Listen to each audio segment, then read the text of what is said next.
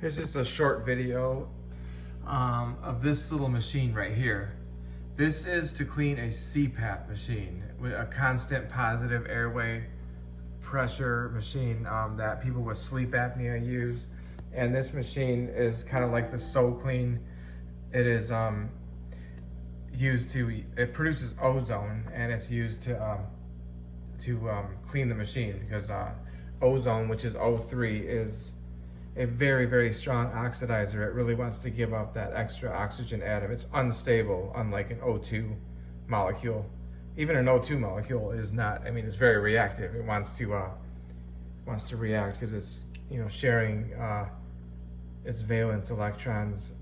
But anyway, I'm not using it to clean machinery. Instead, well, actually, some of it is going into that tray, which is empty. It's kind of a waste, but the rest of it goes through this hose, and I've got that going into a cup full of liquid oxygen. Now, this stuff is pretty smelly, so I've got the window open and I've got it covered.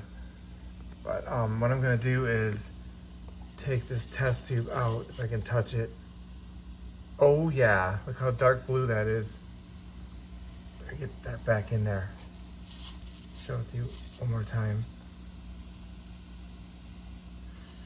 From what I hear, cover that again. When you allow liquid ozone to reach its boiling point, it will actually kind of boil explosively. It will explosively turn back into O2.